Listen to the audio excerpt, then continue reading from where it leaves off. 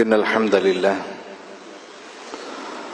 نحمده ونستعينه ونستهديه ونؤمن به ونتوكل عليه ونعوذ بالله من شرور أنفسنا ومن سيئات أعمالنا من يهده الله فلا مضل له ومن يضلل فلا هادي له أشهد أن لا إله إلا الله وحده لا شريك له وأشهد أن محمدا عبده ورسوله أرسله بالهدى ودين الحق ليظهره على الدين كله ولو كره المشركون اللهم صل على محمد وعلى آل محمد كما صليت على إبراهيم وعلى آل إبراهيم إنك حميد مجيد اللهم بارك على محمد وعلى آل محمد كما باركت على إبراهيم وعلى آل إبراهيم إنك حميد مجيد أعوذ بالله من الشيطان الرجيم يا أيها الذين آمنوا اتقوا الله حق تقاته ولا تموتن إلا وأنتم مسلمون يا أيها الناس اتقوا ربكم الذي خلقكم من نفس واحدة وخلق منها زوجها وبث منهما رجالا كثيرا ونساء واتقوا الله الذي تساءلون به والأرحام إن الله كان عليكم رقيبا يا أيها الذين آمنوا اتقوا الله وقولوا قولا سديدا يصلح لكم أعمالكم ويغفر لكم ذنوبكم ومن يطع الله ورسوله فقد فاز فوزا عظيما أما بعد فإن أصدق الحديث كتاب الله وخير الحديث هدي محمد صلى الله عليه وسلم وشر الأمور محدثاتها وكل محدثة بدعة وكل بدعة ضلالة وكل ضلالة في النار بسم الله الرحمن الرحيم ومن يشاقق الرسول من بعد ما تبين له الهدى ويتبع غير سبيل المؤمنين نوله ما تولى ونصله جهنم وساءت مصيرا. സ്നേഹധരണീയരായ സത്യവിശ്വാസി വിശ്വാസിനികൾ, പ്രപഞ്ചസൃഷ്ടാവും പരിപാലകനുമായ ഏകനായ റബ്ബിന്റെ ആജ്ഞകളും നിർദ്ദേശങ്ങളും കഴിവിന്റെ പരമാവധി ജീവിതത്തിന്റെ എല്ലാ സന്ദർഭങ്ങളിലും യഥാവിധി സൂക്ഷിച്ചും പാലിച്ചും അല്ലാഹുവിനെ ഭയപ്പെട്ട് തഖ്വയോടുകൂടെ ജീവിക്കണമേ എന്ന് വളരെ ഗൗരവത്തോടുകൂടെ സ്വന്തത്തെ മറക്കാതെ ഓർമ്മപ്പെടുത്തുകയാണ്, വസിയത്ത് ചെയ്യുകയാണ്.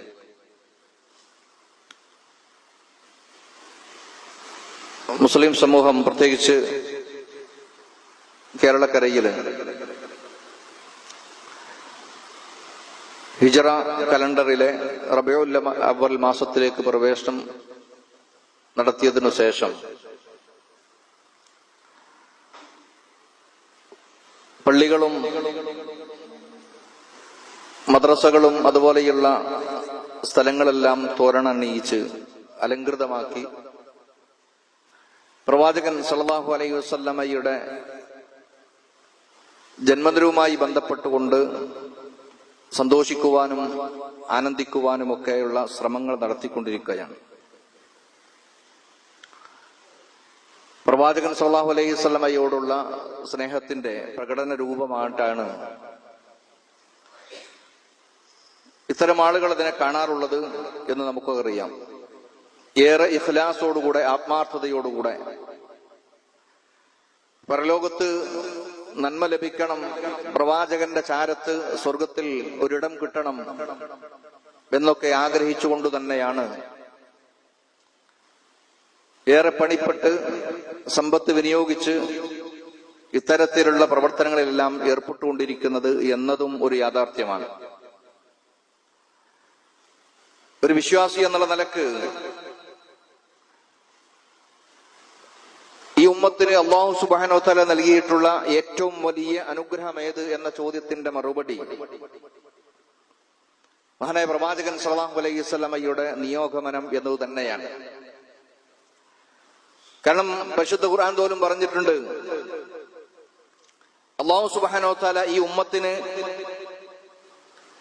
മിന്നത്ത് ദയ കാണിച്ചിരിക്കുന്നു എന്ന് പറഞ്ഞുകൊണ്ട് പരിശുദ്ധ ഖുർആനിലൂടെ പ്രവാചകൻ സല്ലല്ലാഹു അലൈഹി വസല്ലമയുടെ നിയോഗമനത്തെ കുറിച്ച് പരാമർശിക്കുന്ന നമുക്ക് കാണാൻ കഴിയും. ലഖദ് മന്നല്ലാഹു അലൽ മുഅ്മിനീൻ, വിശ്വാസി സമൂഹത്തോട് റബ്ബ് സുബ്ഹാനഹു വ തആല അങ്ങേയറ്റം മിന്നത്തുള്ളവനാണ്, ദയയുള്ളവനാണ്. എന്നിട്ട് അല്ലാഹ് പറയാണ്, ഇദ് ബഅസ ഫീഹിം റസൂലൻ മിൻ അൻഫുസിഹിം യത്ലു അലൈഹിം ആയാതി വയുസക്കിഹിം വയുഅല്ലിമുഹുൽ കിതാബ വൽ ഹിക്മ വഇൻ കാനൂ മിൻ ഖബ്ലു ലഫീ ളലാലിൻ മുബീൻ. ഈ ഉമ്മത്തിനോട് അല്ലാഹു കനിവ് കാണിച്ചു എന്നതിന്റെ ഏറ്റവും വലിയ ഉദാഹരണമായി റബ്ബ് സുബ്ഹാനഹു വ തആല എടുത്തു പറയുന്നത് അവരിൽ നിന്ന് തന്നെയുള്ള ഒരു പ്രവാചകനെ നിയോഗിച്ചു എന്നുള്ളതാണ്. ഇദ് ബഅസ ഫീഹിം റസൂലൻ മിൻ അൻഫുസിഹിം, തങ്ങളിൽ നിന്ന് തന്നെ ഒരു പ്രവാചകനെ നിയോഗിച്ചു എന്നതാണ്. ആ പ്രവാചകൻ എന്താണ്? ആ പ്രവാചകൻ നിർവഹിക്കപ്പെടുന്ന ദൗത്യം യത്ലു അലൈഹിം ആയാതിഹി, ഈ ഉമ്മത്തിന് അല്ലാഹു സുബ്ഹാനഹു വ തആലയുടെ ദൃഷ്ടാന്തമാകുന്ന വിശുദ്ധ ഖുർആന്റെ ആയത്തുകൾ ഓതിക്കേൾപ്പിച്ചു കൊടുക്കുന്നു. വയുസക്കീഹിം, അവരെ സംസ്കരിക്കുന്നു. വയുഅല്ലിമുഹുൽ കിതാബ വൽ ഹിക്മ, വിശുദ്ധ ഖുർആനും പ്രവാചകൻ സല്ലല്ലാഹു അലൈഹി വസല്ലമയുടെ ചര്യയും പഠിപ്പിക്കുന്നു.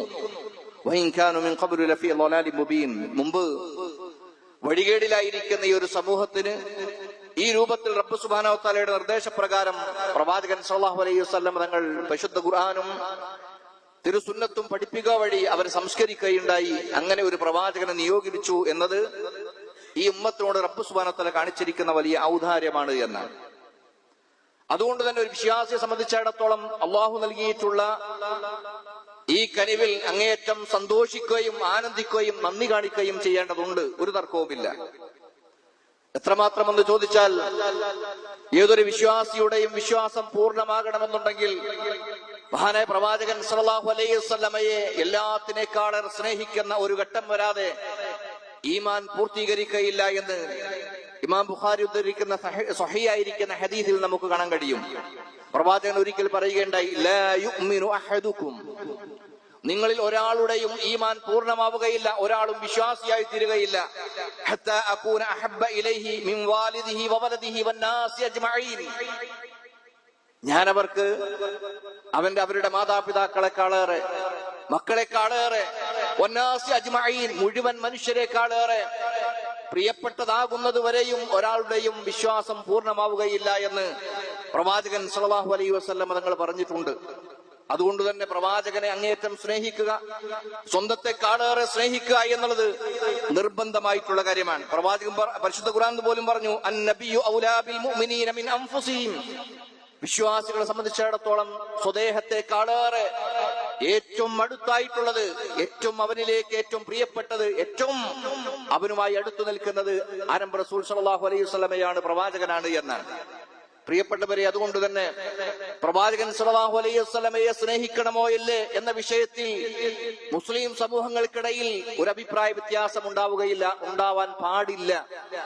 ആരെങ്കിലും പ്രവാചകൻ സല്ലല്ലാഹു അലൈഹി വസല്ലമയെ സ്നേഹിക്കേണ്ടതുണ്ടോ എന്ന് സംശയിക്കുകയാണെങ്കിൽ അവൻ ദീനിൽ നിന്നും പുറത്താണ്. കാരണം അത് ഈമാനിന്റെ ഭാഗമാണ്. അവന്റെ ഈമാൻ പൂർണ്ണമാകണമെന്നുണ്ടെങ്കിൽ പ്രവാചകനെ സ്നേഹിച്ചേ മതിയാകൂ എന്നാണ്. പക്ഷേ പ്രവാചകൻ സല്ലല്ലാഹു അലൈഹി വസല്ലമയെ സ്നേഹിക്കേണ്ടത് എങ്ങനെയെന്ന് ദീനിലെ ഓരോ ഇബാദത്തുകളും അതുപോലെ തന്നെ വിശ്വാസ ആചാരങ്ങളുമൊക്കെ പഠിപ്പിച്ചു തന്നതുപോലെ ആരാണോ പഠിപ്പിച്ചത് അതേ ആളു തന്നെ നമുക്ക് പഠിപ്പിച്ചു തന്നിട്ടുണ്ട്. പ്രവാചകൻ സല്ലല്ലാഹു അലൈഹി വസല്ലമയെ സ്വന്തത്തെക്കാളേറെ സ്നേഹിക്കണമെന്ന് പറഞ്ഞു തന്നത് ആരംഭ റസൂൽ സല്ലല്ലാഹു അലൈഹി വസല്ലം തങ്ങളാണ്. ആരോടാ പറഞ്ഞത്? പ്രവാചകൻ സല്ലല്ലാഹു അലൈഹി വസല്ലമയുടെ പ്രഥമ അഭിസംബോധിത വിഭാഗമായിട്ടുള്ള സഹാബത്തിനോടാണ് പറയുന്നത്. അഥവാ പ്രവാചകൻ ഇത് പറഞ്ഞത് വിശുദ്ധ ഖുർആനിന്റെ ഇത്തരം വചനങ്ങൾ ഓതി കേൾപ്പിച്ചു കൊടുത്തപ്പോൾ അത് കേട്ടത് പ്രവാചകന്റെ സച്ചരിതരായിട്ടുള്ള ഉമ്മത്തിങ്ങളിൽപ്പെട്ട ഏറ്റവും ഹൈറായിട്ടുള്ള പ്രവാചകന്റെ അനുചരന്മാരായ സഹാബത്താണ്. ആ പ്രവാചകന്റെ സഹാബത്ത് പ്രവാചകനെ സ്നേഹിച്ചിട്ടുണ്ടോ ഇല്ലേ എന്ന വിഷയത്തിൽ ഒരാൾക്കിടയിലും തർക്കമുണ്ടാവുകയില്ല. പ്രവാചകന്റെ സഹാബത്ത് പ്രവാചകനെ സ്നേഹിച്ചതുപോലെ ലോകത്തൊരു മനുഷ്യനും പ്രവാചകനെ സ്നേഹിക്കാൻ കഴിയില്ല. കാരണം അല്ലാഹു സുബ്ഹാനഹു വ തആല പ്രവാചകന്റെ അനുചരന്മാരായി പ്രത്യേകം തെരഞ്ഞെടുത്തവരാണ് സഹാബാക്കൾ എന്ന് പറയുന്നത്. അതുകൊണ്ട് തന്നെ ആ പ്രവാചകന്റെ അനുചരന്മാർ പ്രവാചകനെ സ്നേഹിച്ചിട്ടുണ്ട്. വിശുദ്ധ ഖുർആനിൽ പരാമർശിച്ചതുപോലെ, പ്രവാചകൻ സ്വല്ലല്ലാഹു അലൈഹി വസല്ലം തങ്ങൾ നിർദ്ദേശിച്ചതുപോലെ, തങ്ങളെക്കാളേറെ, തങ്ങൾക്ക് ഏറ്റവും പ്രിയപ്പെട്ടതായി നമ്മൾ ഗണിക്കപ്പെടുന്നതിനേക്കാളേറെ പ്രവാചകനെ സ്നേഹിച്ചിട്ടുണ്ട്.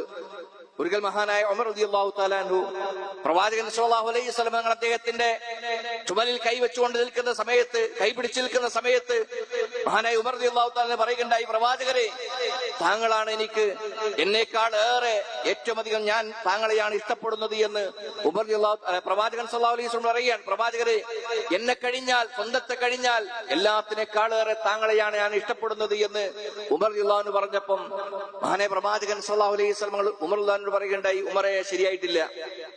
നിന്നെ കഴിഞ്ഞാലല്ല, നിന്നെക്കാളേറെ എന്നെ സ്നേഹിക്കുന്നത് വരെയും നീ ഒരിക്കലും പരിപൂർണമായിരിക്കുന്ന വിശ്വാസത്തിലേക്ക് പ്രവേശിക്കുകയില്ല എന്ന് പറഞ്ഞപ്പം ഈ സമയത്ത് ഉമർ റളിയല്ലാഹു അൻഹു തിരുത്തി പറയുകയുണ്ടായി, പ്രവാചകരെ, എന്നെക്കാളേറെ ഞാൻ നിങ്ങളെയാണ് സ്നേഹിക്കുന്നത് എന്ന്. ഈ സമയത്ത് പ്രവാചകൻ പറഞ്ഞു, അൽആന യാ ഉമർ, ഉമറെ, ഇപ്പോഴാണ് ശരിയായിട്ടുള്ളത് എന്ന് പ്രവാചകൻ സ്വല്ലല്ലാഹു അലൈഹി വസല്ലം അദ്ദേഹത്തോട് പറയുകയുണ്ടായി. സഹാബത്ത് കേൾക്കുകയുണ്ടായി. ഹദീസുകളിലൂടെ അവർ കേട്ടത് റിവായത്ത് ചെയ്യപ്പെടുന്നു സ്വഹീഹായിരിക്കുന്ന രൂപത്തിൽ. ഇതേ ഉമർ റളിയല്ലാഹു തആല അൻഹു പ്രവാചകൻ സ്വല്ലല്ലാഹു അലൈഹി വസല്ലം സ്നേഹിച്ചിട്ടില്ലേ? പ്രവാചകൻ സ്വല്ലല്ലാഹു അലൈഹി വസല്ലമയുടെ മരണ വാർത്ത കേട്ടപ്പോ അത് ഉൾക്കൊള്ളാൻ പോലും കഴിയാതെ ഒരു വേള, ഒരു സമയം, ഒരു അല്പസമയം മഹാനായ ഉമർ റളിയല്ലാഹു തആല അൻഹു അങ്ങേയറ്റം അന്താളിച്ചു പോകുന്നുണ്ട്. പ്രവാചകൻ മരണപ്പെട്ടു എന്ന് പറഞ്ഞാൽ പറയുന്ന ആളുകളുടെ തല ഞാൻ അറുക്കുമെന്ന് പറയുന്ന രൂപത്തിൽ വൈകാരികമായി സംസാരിക്കുന്ന ഒരവസ്ഥ വരെ ഉണ്ടായി. ഉമർ റളിയല്ലാഹു തആല അൻഹുവിന്റെ ഈ ഒരു പ്രവർത്തനം കണ്ടപ്പം അബൂബക്കർ റളിയല്ലാഹു അൻഹു ഇടപെട്ട് പരിശുദ്ധ ഖുർആനിലെ ചില വചനങ്ങൾ ഓതിക്കേൾപ്പിച്ചു കൊടുത്തപ്പോൾ മാത്രമാണ് അദ്ദേഹത്തിന് സ്വബോധം ശരിയായിരിക്കുന്ന രീതിയിലേക്ക് തിരിച്ചു കിട്ടുന്നത്. എന്ന് പറഞ്ഞാൽ അത്രത്തോളം മഹാനായ പ്രവാചകൻ സ്വല്ലല്ലാഹു അലൈഹി വസല്ലമയെ അവർ സ്നേഹിച്ചിരുന്നു. അബൂബക്കർ റളിയല്ലാഹു അൻഹു നോക്കൂ നിങ്ങൾ, ഹിജ്റയുടെ വേളയിലെല്ലാം പ്രവാചകൻ സ്വല്ലല്ലാഹു അലൈഹി വസല്ലമയെ പിടികൂടാൻ വേണ്ടി ഇസ്ലാമിന്റെ ശത്രുക്കൾ എല്ലാ ഭാഗത്തേക്കും ഓടി നടക്കുന്ന സമയത്ത് പ്രവാചകനെങ്ങാനും ശത്രുക്കളുടെ കണ്ണുകളിൽ അകപ്പെടുമോ എന്ന് ഭയപ്പെട്ടുകൊണ്ട് സഞ്ചരിക്കുന്ന സമയത്ത്, നടക്കുന്ന സമയത്ത് മുന്നിലൂടെയും ബേക്കിലും വലതുഭാഗത്തും ഇടതുഭാഗത്തുമായി മാറി മാറി അസ്വസ്ഥനായി നടക്കുന്ന അബൂബക്കർ റളിയല്ലാഹു അൻഹുവിനോട് പ്രവാചകൻ ചോദിക്കുന്നുണ്ട്, അബൂബക്കർ, നീ എന്താണ് കാണിക്കുന്നത്? ഈ സമയത്ത് പറയുന്നുണ്ട്, പ്രവാചകരെ, താങ്കൾ പിടിക്കപ്പെടുമോ, ശത്രുക്കൾ കാണുമോ എന്ന ഭയമാണ് എന്നാണ്. ആ ഭയം കാരണത്താൽ ആ രൂപത്തിൽ പെരുമാറുന്ന അബൂബക്കർ റളിയല്ലാഹു തആല അൻഹുവിനെ കാണാൻ സാധിക്കുകയാണ്. പ്രവാചകനോടൊപ്പം ഹിജ്റ പോകാൻ അവസരം കിട്ടിയെന്ന് കേട്ട മാത്രയിൽ സന്തോഷം കൊണ്ട് കരയുകയും മഹദിയായിരിക്കുന്ന ഉമ്മുൽ മുഅ്മിനീൻ ആയിഷ റളിയല്ലാഹു അൻഹ പറയുന്നുണ്ട്, സന്തോഷം കൊണ്ട് കരയുന്നത് ഞാൻ ആദ്യമായി കാണുന്നത് എന്റെ പിതാവിൽ നിന്നാണ്. അത്രമാത്രം പ്രവാചകനോടൊപ്പം ഹിജ്റ പോകാനുള്ള അവസരം കിട്ടിയപ്പം കരഞ്ഞ് സന്തോഷം കൊണ്ട് ആ സന്തോഷം അടക്കാൻ കഴിയാതെ കരഞ്ഞു പോകുന്ന ഒരവസ്ഥയുണ്ടായി. ഇതുപോലെ നിങ്ങൾ നോക്കൂ, നിങ്ങൾ അബൂ തൽഹ റളിയല്ലാഹു തആല അൻഹു ഉഹുദിന്റെ രണാങ്കണയിൽ അദ്ദേഹത്തിന്റെ 70 ചില്ലാനും വരുന്ന വെട്ടുകളാണ് സ്വന്തം ശരീരത്തിൽ ഏറ്റുവാങ്ങുന്നത്. എന്തേ ചെയ്തത്?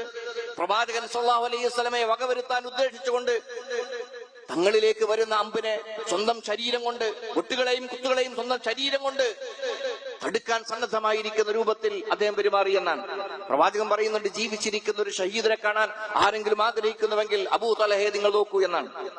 തൽഹ റളിയല്ലാഹു അൻഹു നോക്കൂ നിങ്ങൾ എന്ന് പറഞ്ഞ രൂപത്തിൽ നമുക്ക് കാണാൻ കഴിയും. അത്രമാത്രം സ്നേഹമായിരുന്നു ഉണ്ടായിരുന്നത്. സുബ്ഹാൻ റളിയല്ലാഹു തആലയുടെ ചരിത്രം മറ്റൊന്നല്ല. അദ്ദേഹം അങ്ങേയറ്റം വിഷമത്തോടുകൂടെ മദീന പള്ളിയിൽ നിൽക്കുന്നത് പ്രവാചകൻ സ്വല്ലല്ലാഹു അലൈഹി വസല്ലം കേട്ടപ്പോൾ അദ്ദേഹത്തോട് ചോദിക്കുന്നുണ്ട്, മാലി അറാക മഹ്സൂന, എന്താ സൂബാനെ, നിനക്ക് ഇത്ര വിഷമം?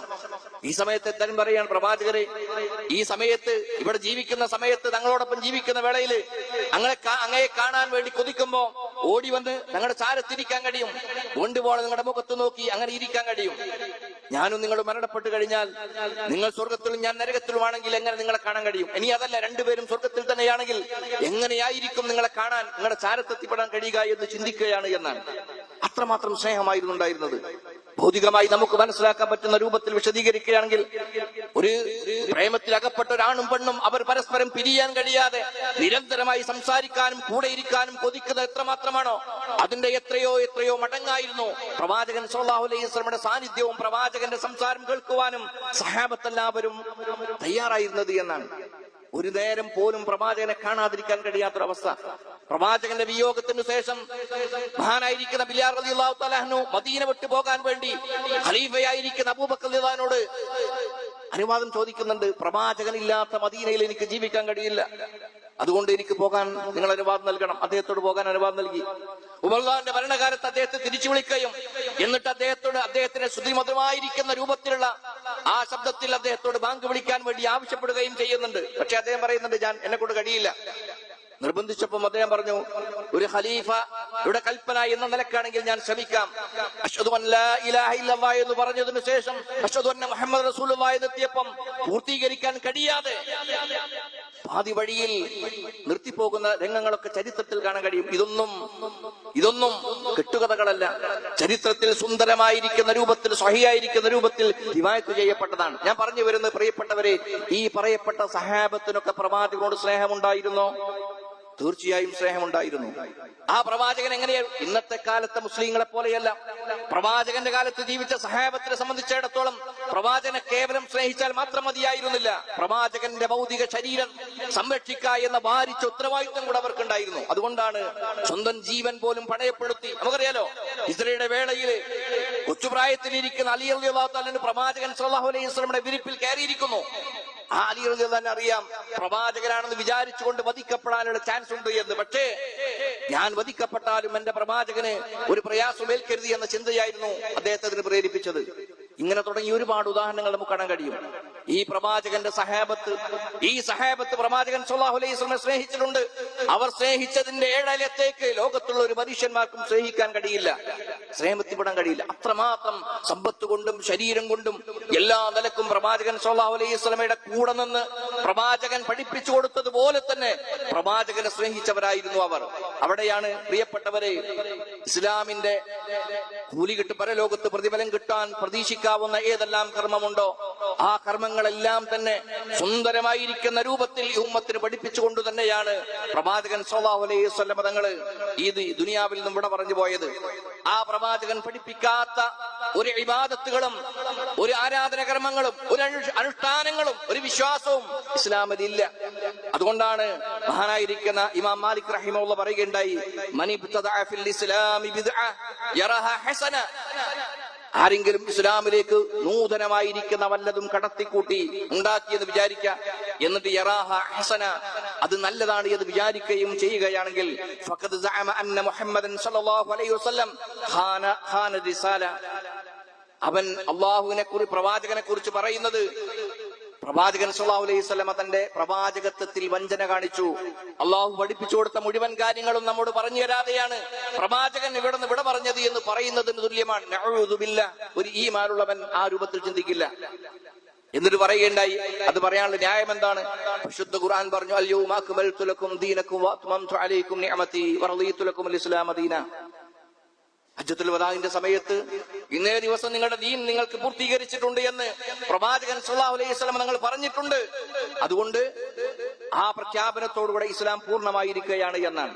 അവിടെയാണ് പ്രിയപ്പെട്ടവരെ ഇന്ന് നമ്മൾ കാണുന്ന, ഇന്ന് മുസ്ലിം സമൂഹത്തിലെ മഹാഭൂരിപക്ഷം വരുന്ന ആളുകളെല്ലാവരും വിശ്വസിക്കുന്ന, ആചരിക്കുന്ന, അങ്ങേയറ്റത്തെ ഇഖ്ലാസോടുകൂടെ ആത്മാർത്ഥതയോടുകൂടെ പ്രവർത്തിക്കുന്ന ഇത്തരം നബിദിന ചര്യവുമായി ബന്ധപ്പെട്ടുകൊണ്ടുള്ള പ്രവർത്തനങ്ങൾ നമ്മൾ എതിർക്കേണ്ടി വരുന്നത്. ഇന്ന് പലപ്പോഴും നോക്കൂ നിങ്ങൾ, ഇത് എന്ന് മുതൽ തുടങ്ങി? പ്രവാചകന്റെ സഹാബത്ത് അങ്ങനെ ചെയ്തിട്ടുണ്ടോ? പ്രവാചകൻ പ്രവാചകനെ കുറിച്ച് പറയാണ്, ഞാൻ നിങ്ങൾക്ക് നിങ്ങളെ മാതാപിതാക്കളെക്കാളേറെ, നിങ്ങളുടെ മക്കളെക്കാളേറെ, സ്വന്തം ശരീരത്തെക്കാളേറെ, മുഴുവൻ ജനങ്ങളെക്കാളേറെ നിങ്ങൾക്ക് പ്രിയപ്പെട്ടതാകണമെന്ന് പഠിപ്പിച്ചു കൊടുത്ത അതേ പ്രവാചകൻ, ആ പ്രവാചകന്റെ അധ്യാപനങ്ങൾ കൊണ്ട് അതേ രൂപത്തിൽ പ്രവാചകനെ സ്നേഹിച്ച സഹാബത്ത് നമ്മുടെ മുന്നിലുണ്ടായിരിക്കെ അവർ സ്വീകരിച്ചിരിക്കുന്ന മാർഗം അവലംബിക്കൽ മാത്രമാണ് നമ്മെ സംബന്ധിച്ചിടത്തോളം ഭൂഷണമായിട്ടുള്ളത്. അതുകൊണ്ടാണ് പ്രവാചകൻ സല്ലല്ലാഹു അലൈഹി വസല്ലം പറയുകയുണ്ടായി, നിങ്ങൾ എനിക്ക് ശേഷം വീണ്ടും ജീവിച്ചിരിക്കുമെങ്കിൽ നിങ്ങൾക്കിടയിൽ ഒരുപാട് ഭിന്നതകൾ കാണാൻ കഴിയുമെന്ന് പ്രവാചകൻ പറഞ്ഞതിന് ശേഷം ആ സമയത്ത് ഖിയാമത്ത് നാൾ വരെയുള്ള വിശ്വാസികളോട് ഒരു വസിയത്ത് എന്നോണം പ്രവാചകൻ പറയുന്നുണ്ട്, ഫഅലൈക്കും ബിസുന്നതി. ആ ഭിന്നതയുണ്ടാകുന്ന സമയത്ത്, അഭിപ്രായ വ്യത്യാസം ഉണ്ടാകുന്ന സമയത്ത് ഏതെങ്കിലും കക്ഷിയുടെ ഓരത്ത് ചാരി നിൽക്കലല്ല, ഭൂരിപക്ഷത്തിന്റെ കൂടെ നിൽക്കലല്ല. അലൈക്കും ബിസുന്നതി, എന്റെ സുന്നത്തുകൾ, എന്റെ ചര്യകൾ നിങ്ങൾ മുറുകെ പിടിക്കേണ്ടതുണ്ട്. അത് നിങ്ങളുടെ മേൽ ബാധ്യതയാണ് എന്നാണ്. അലൈക്കും ബിസുന്നതി, എന്റെ ചര്യകളെ നിങ്ങൾ അനുധാവനം ചെയ്യൽ, അതിൽ അടിയുറച്ചു നിൽക്കൽ നിങ്ങളുടെ മേൽ ബാധ്യതയാണ്.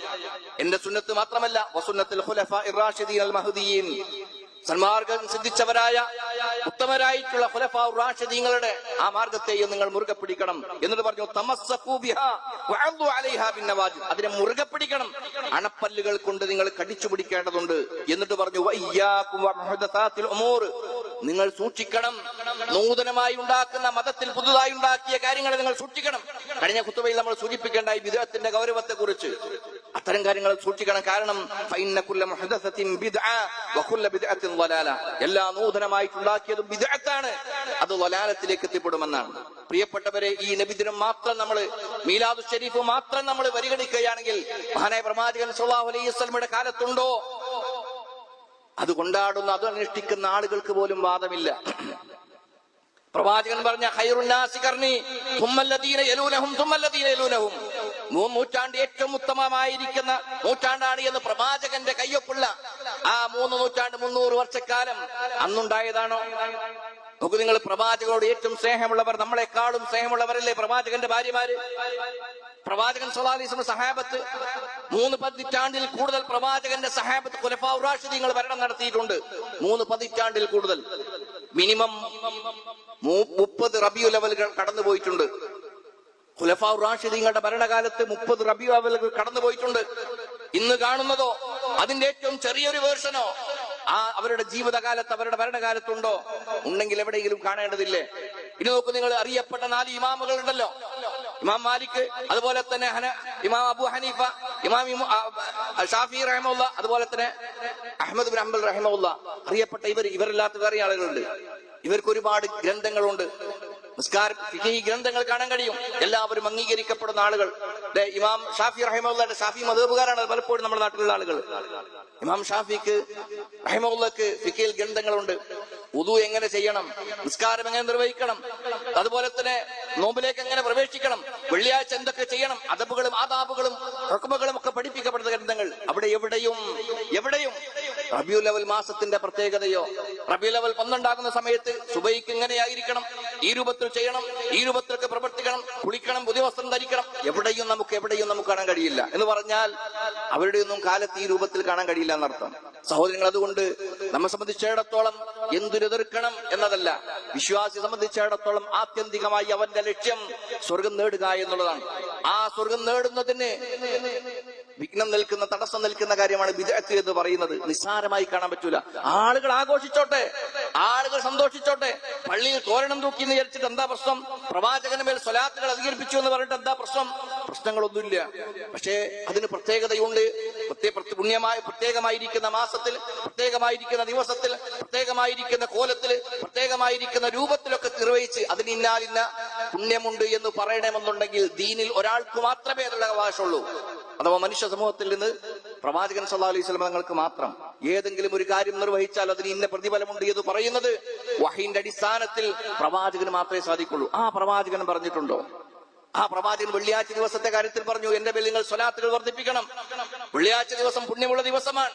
ആ വെള്ളിയാഴ്ച ദിവസം കഴിവിന്റെ പരമാവധി നിങ്ങൾ എന്റെ പേരിൽ സ്വലാത്തുകൾ വർദ്ധിപ്പിക്കണം എന്ന് പറഞ്ഞിട്ടുണ്ട്.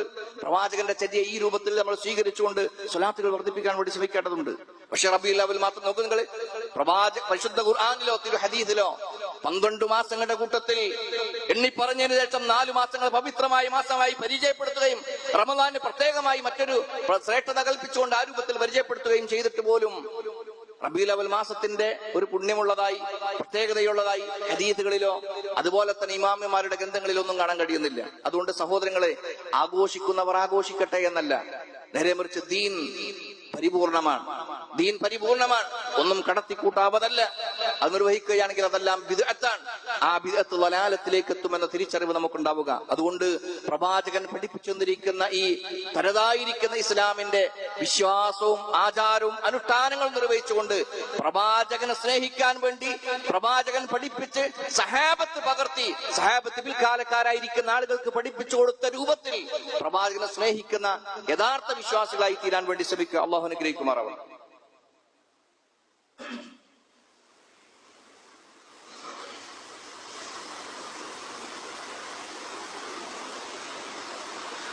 അൽഹംദുലില്ലാ അല്ലദീ ഹദാനാ ലിഹാദാ വമാ കുന്നാ ലിനഹ്തദിയ ലൗലാ അൻ ഹദാനല്ലാഹ് നുസല്ലി വനുസല്ലിമു അലാ ഖാതമിൽ അംബിയാഇ വൽ മുർസലീൻ വഅലാ ആലിഹി വമൻ തബിഅഹും ബിഇഹ്സാൻ ഇലാ യൗമിദ്ദീൻ. ഇത്തഖുല്ലാഹ്. അല്ലാഹുവിനെ സൂക്ഷിച്ച് ജീവിക്കണമെന്ന് ഒരിക്കൽ കൂടി ഓർമ്മപ്പെടുത്തുകയാണ് വസിയത്ത് ചെയ്യാൻ.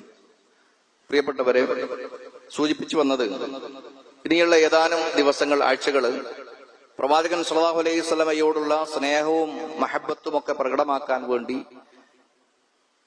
മഹാഭൂരിപക്ഷം വരുന്ന മുസ്ലിം സമൂഹം ഒരുപാട് പ്രവർത്തനങ്ങളിൽ ഏർപ്പെട്ടുകൊണ്ടിരിക്കുന്നതായിട്ട് നമുക്ക് കാണാൻ കഴിയും. ഒരുപക്ഷെ ഗൗരവം മനസ്സിലാക്കാതെ നാമും അതിൽ പങ്കാളിയാകുന്നു, അതിനു വേണ്ട സഹായങ്ങൾ ചെയ്തു കൊടുക്കുകയൊക്കെ ചെയ്യാറുണ്ട്. എന്തുകൊണ്ട് എന്ന് ചോദിച്ചാൽ ഭൂരിപക്ഷം ചെയ്യുന്നു എന്നതാണ് പലപ്പോഴുള്ള ന്യായം. വിശുദ്ധ ഖുർആൻ വളരെ കൃത്യമായി പ്രവാചകൻ സല്ലല്ലാഹു അലൈഹി വസല്ലമയോട് പോലും പറയുന്നുണ്ട്, നീ ഒരിക്കലും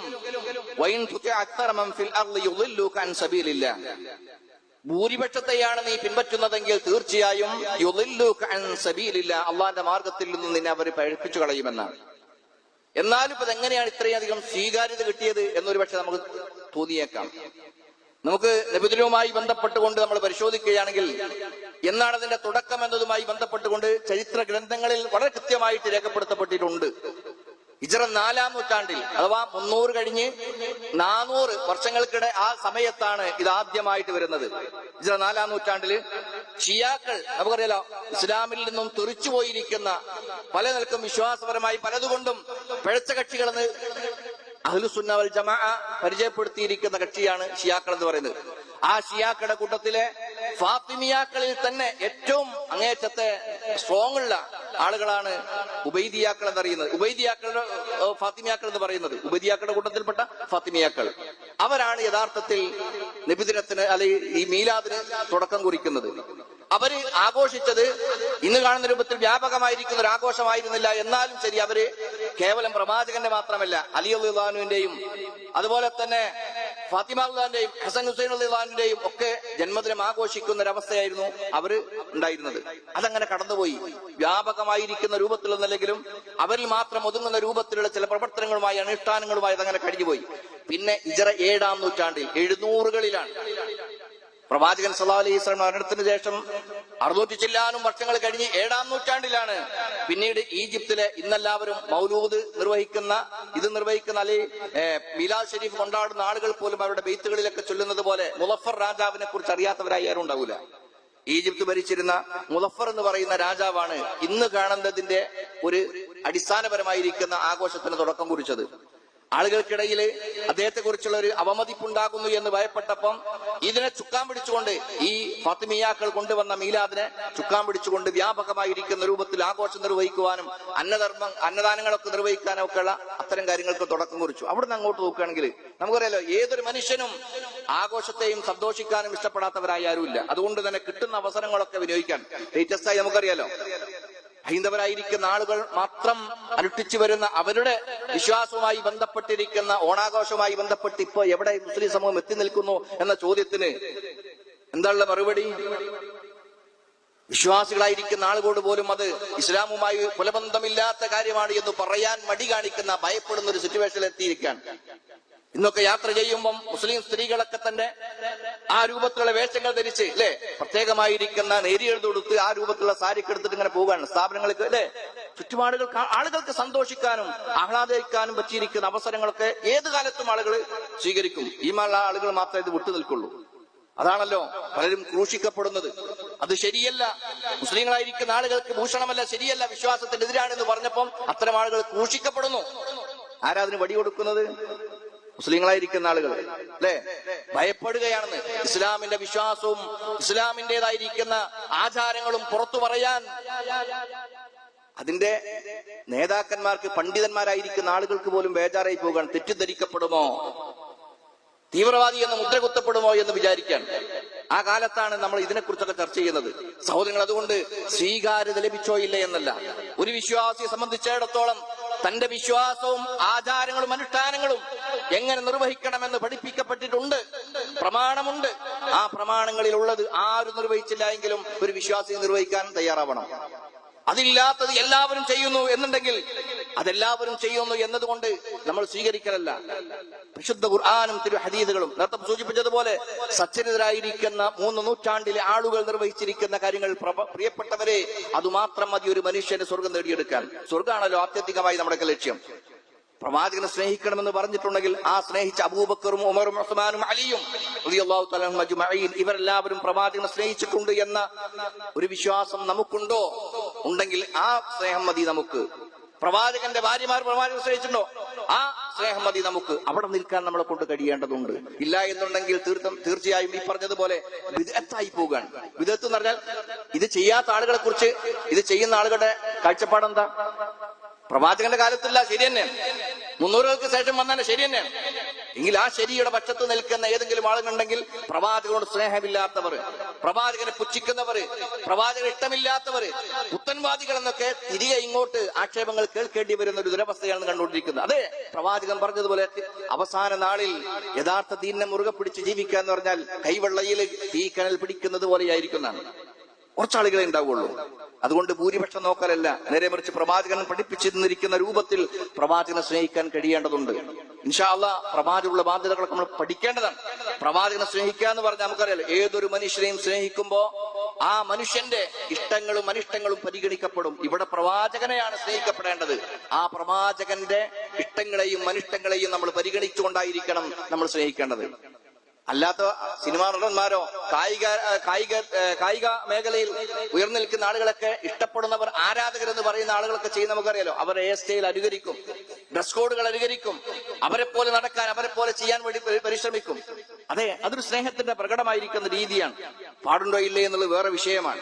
പക്ഷെ നമ്മളെ സംബന്ധിച്ചിടത്തോളം അനുകരിക്കാൻ പറ്റുന്ന രൂപത്തിൽ, എല്ലാ അർത്ഥത്തിലും അനുകരിക്കാൻ പറ്റിയ രൂപത്തിലുള്ള ഒരു ജീവിതം ആരംഭ മുത്തു റസൂൽ സ്വല്ലല്ലാഹു അലൈഹി വസല്ലം നമുക്ക് കാണിച്ചു തന്നിട്ടുണ്ട്.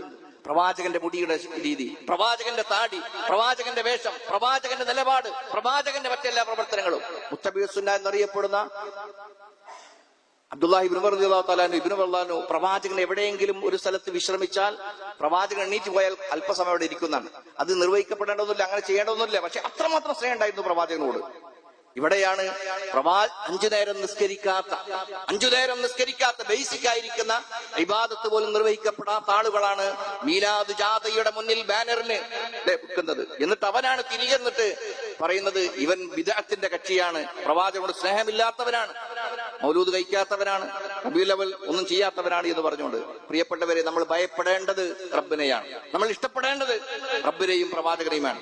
ആ ഇഷ്ടം സമ്പാദിക്കാൻ, അവരുടെ ഇഷ്ടം സമ്പാദിക്കാൻ അവരുടെ കാണിച്ചു തന്നിരിക്കുന്ന മാർഗത്തെ അവലംബിക്കലല്ലാതെ മാർഗമില്ല. ഞാൻ ആമുഖമായി ഓതി വെച്ചിരിക്കുന്ന ആയത്ത് നമ്മൾ ശ്രദ്ധിക്കേണ്ട ഒരു കാര്യമാണ്. വമൻ യുശാഖിഖിർ റസൂല മിൻ ബഅദി മാ തബയ്യന ലഹുൽ ഹുദാ വയത്തബി ഗൈറ സബീലിൽ മുഅ്മിനീൻ നുവല്ലിഹി മാ തവല്ല വനുസ്ലിഹി ജഹന്നം വസഅത് മസീറ. വമൻ യുശാഖിഖിർ റസൂൽ, ആരെങ്കിലും പ്രവാചകനോട് എതിർ നിൽക്കുകയാണെങ്കിൽ, മിൻ ബഅദി മാ തബയ്യന ലഹുൽ ഹുദാ, സന്മാർഗം കൃത്യമായി പരിശുദ്ധ ഖുർആനിലൂടെയും ഹദീസിലൂടെയും വ്യക്തമായി വന്നതിനു ശേഷവും അവയെ വിട്ടുകൊണ്ട് അതിന് പ്രവാചകനെതിരെ നിൽക്കുകയാണെങ്കിൽ നുവല്ലിഹി മാ തവല്ല, തിരിഞ്ഞയിടത്തേക്ക് നാം അവരെ തിരിയുന്നതാണ്. തെളിച്ചയിടത്തേക്ക് കിട്ടുന്നില്ലെങ്കിൽ പോകുന്നേക്ക് തെളിക്കാന്ന് പറഞ്ഞല്ലേ, ആ രൂപത്തിൽ നുവല്ലിഹി മാ തവല്ല, പോകുന്നിടത്തേക്ക് തിരിഞ്ഞയിടത്തേക്ക് അവരെ തെളിച്ചു കൊണ്ടുപോകും. വനുസ്ലിഹി ജഹന്നം, നരകത്തിലായിരിക്കും അവനെ നാം പ്രവേശിക്കുക എന്നാണ്. വസഅത് മസീറ, എത്ര മോശമായിരിക്കുന്ന സങ്കേതമാണ് എന്നാണ്. പ്രിയപ്പെട്ടവരെ, സ്വർഗമാണ് നമുക്ക് വേണ്ടത്. സ്വർഗത്തിൽ പ്രവാചകനോടൊപ്പമുള്ള വാസമാണ് നമ്മൾ ആഗ്രഹിക്കുന്നെങ്കിൽ ആ പ്രവാചകൻ കാണിച്ചെന്ന ദീനിനെ മുറുകെ പിടിച്ചുകൊണ്ട് ജീവിക്കാൻ വേണ്ടി പരിശ്രമിക്കുക. അല്ലാഹു അനുഗ്രഹിക്കുമാറാവട്ടെ. അല്ലാഹുവേ, പരിശുദ്ധ ദീനിനെ പൂർണ്ണമാർത്ഥത്തിൽ ജീവിതാന്ത്യം വരെ മുറുകെ പിടിച്ചുകൊണ്ട് ജീവിക്കാനുള്ള ഈമാനിക കരുത്ത് ഞങ്ങൾക്കെല്ലാവർക്കും അനുഗ്രഹിക്കണം റഹ്മാനെ. ഏതെല്ലാം തരത്തിലുള്ള ബിദ്അയ്യായിരിക്കുന്ന പ്രവർത്തനമുണ്ടോ അത്തരം കാര്യങ്ങൾ വിട്ടുനിൽക്കുവാനും സത്യത്തിന്റെ ഭാഗത്ത് ഉറച്ചു നിൽക്കുവാനുമുള്ള ഒരു ഈമാൻ, വിശ്വാസം, അതുപോലെ തന്നെ ഇൽമ് ഞങ്ങൾക്കെല്ലാവർക്കും നൽകി അനുഗ്രഹിക്കണം റഹ്മാൻ. ഞങ്ങൾ വന്നു പോയിരിക്കുന്ന ചെറുതും വലുതുമായ എല്ലാ പാപങ്ങളും ഞങ്ങൾക്ക് നീ വിട്ടുപുറത്ത് മാപ്പാക്കി തന്നെ റഹ്മാൻ. അള്ളാഹു, ഞങ്ങളുടെ കൂട്ടത്തിൽ മാനസികവും ശാരീരികവും സാമ്പത്തികവുമായി പ്രയാസം അനുഭവിക്കുന്ന ഒരുപാട് ആളുകളുണ്ട്. എല്ലാവർക്കും ആ ആഫിയത്ത് നൽകി, സൗഖ്യം നൽകി, സന്തോഷം നൽകി അനുഗ്രഹിക്കണം റഹ്മാൻ.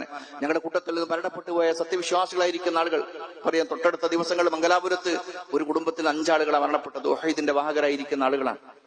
തൊട്ടുമുമ്പ് 7 ആളുകൾ അതേ കുടുംബത്തിൽ നിന്ന് വിട പറഞ്ഞു പോയതാണ്. ഞാനും നിങ്ങളൊക്കെ ഇതുപോലത്തെ ഏതെങ്കിലുമൊക്കെ രൂപത്തിൽ മരണപ്പെട്ടു പോകേണ്ടവരാണ്. അതിനു മുമ്പ് നമ്മുടെ ഈമാൻ, നമ്മുടെ വിശ്വാസം, നമ്മുടെ കർമ്മങ്ങൾ ഒക്കെ നന്നാക്കി എടുക്കേണ്ടതുണ്ട്. അല്ലാഹു സുബ്ഹാനഹു വ തആല അവർക്ക് സ്വർഗ്ഗം നൽകി അനുഗ്രഹിക്കുമാറാവട്ടെ. നമ്മൾ മരണപ്പെട്ടു പോയിരിക്കുന്ന വിശ്വാസികളായ മുഴുവൻ ആളുകൾക്കും അല്ലാഹു സുബ്ഹാനഹു വ തആല ബർസഖയായിരിക്കുന്ന ലോകത്ത് സൗഖ്യം നൽകുകയും പരലോകത്ത് അവരെയും നമ്മളെ ജന്നാത്തുൽ ഫിർദൗസിൽ ഒരുമിച്ച് അനുഗ്രഹിക്കുകയും ചെയ്യുമാറാവട്ടെ. അല്ലാഹുമ്മ അഗ്ഫിർ ലിൽ മുഅ്മിനീന വൽ മുഅ്മിനാത്ത് വൽ മുസ്ലിമീന വൽ മുസ്ലിമാത്ത് അൽ അഹ്യാഇ മിൻഹും വൽ അംവാത്ത്. റബ്ബനാ ഹബ് ലനാ മിൻ അസ്വാജിനാ വ وذرياتنا قرة أعين واجعلنا للمتقين إماما ربنا تقبل منا إنك أنت السميع العليم وتب علينا إنك أنت التواب الرحيم واغفر لنا يا غافر المذنبين والحمد لله رب العالمين.